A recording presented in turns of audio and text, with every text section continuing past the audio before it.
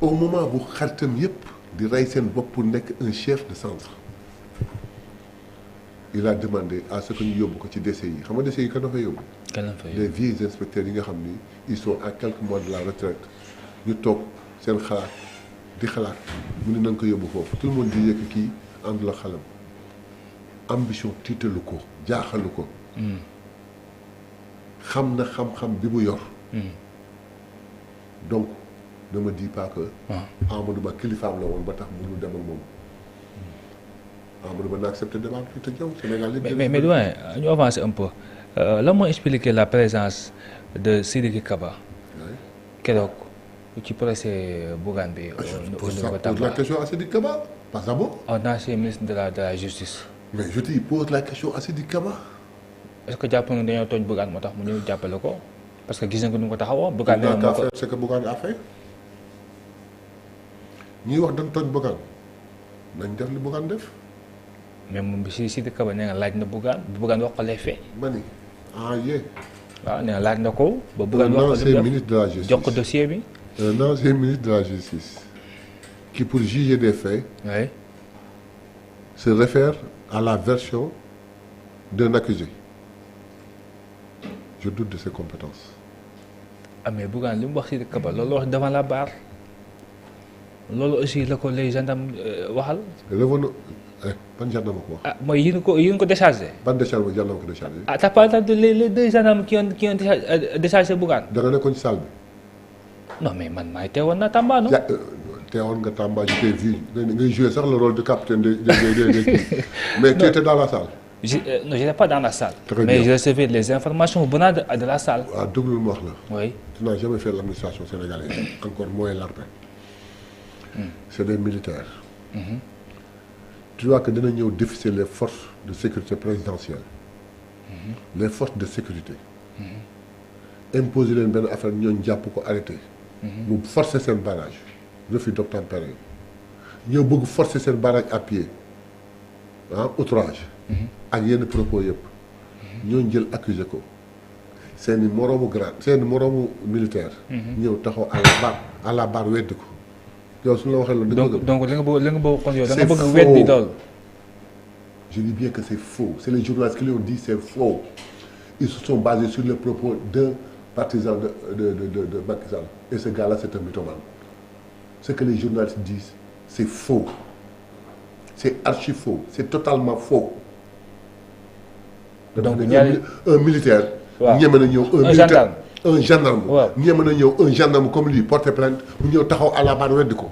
mais su nekkee dëgg su ko naroon weddi du dem su fekkoon daf koy weddi du dem ça peut jouer sur sa carrière c'est que nit ñi xamuñu administration xamul luy police. kon les journalistes ne savent même pas. kon qu'est-ce qui a joué sur pour ñu bàyyi. ça demande ça au juge. ne me le demande pas je ne suis pas juge je ne suis pas procureur.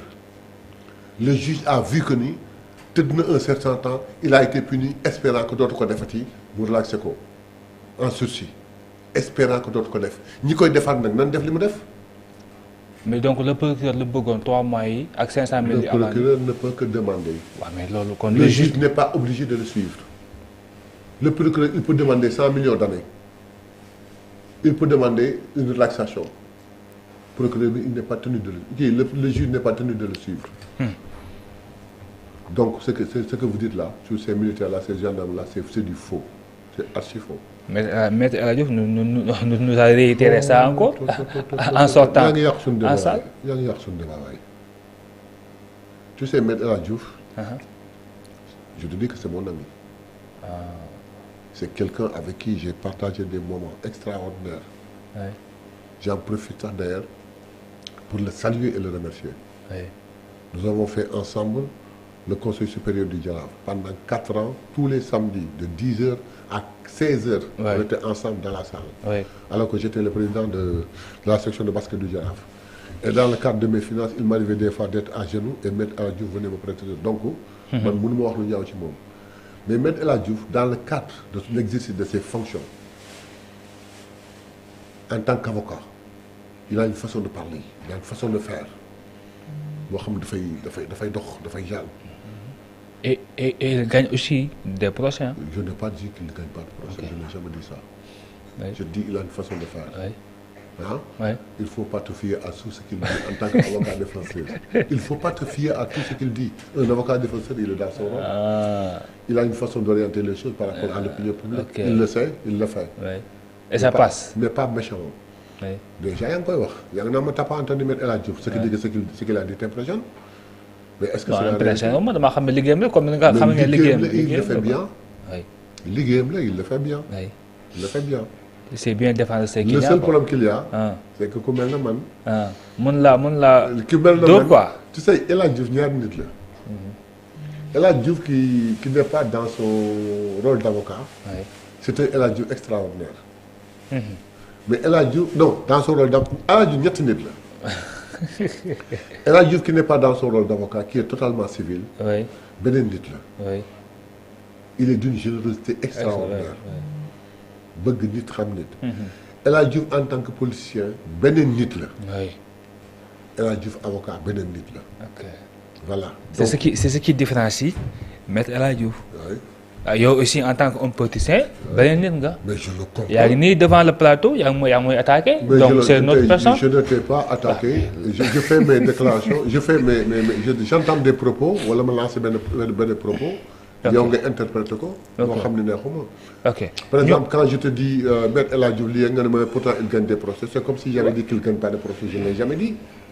Et même su fekkoon du gagner ay procès, je suis tellement lié à lui de par son relation moom ba toog di ko wax fii. Ok. Donc c'est toi qui es interpellé. Ok. Là, il va falloir que me remettre les pendules à l'heure. Mais tu ne t'attaques pas. aywa Ismaïla Madior Fall tey soo mu nekkoon invité de Babacar Fall au niveau de la RFM ci l'émission boobu mu am tous les dimanches nee na un comité de réconciliation vaut mieux d'abroger li nga xam ne moom mooy la loi d'amnistie. Ismaïla Madior Fall. waaw ancien ministre de la justice. Na dem réinscrire en première année de droit. Na dem réinscrire en première année de droit. Je crois qu'il a perdu tout ce qu'il avait appris. Et maintenant, je ne crois plus qu'il soit capable d'enseigner. Et puis ce qu'il a dit est lâche. Je pèse bien le mot, qu'il m'entende. Ce qu'il a dit est très lâche. Quand dans le gouvernement où il était, il tuait nos enfants, armé ay nervis, jëndal leen arme, dëkkal leen, di leen dundal, di leen fay, ñuy rey suñu doom, di mutiler suñu doom. Ce régime qui a emprisonné nos enfants et qui s'est caché derrière une amnistie, il dit ñu def lan benn comité de réconciliation et bàyyi amnistie bi. C'est lâche. C'est parce que parmi les enfants morts, il n'y a pas son neveu ou son fils. C'est parce que les enfants mutilés, il n'y a pas son neveu et son fils. C'est parce que les gens qui ont été condamnés arbitrairement, il n'y avait pas son neveu ou son fils. Ce qu'il dit est très lâche. Il n'a qu'à aller se réinscrire en première année de faculté de droit. Peut-être que sa connaissance d'alors va lui revenir. ok Régis bi dama nga ma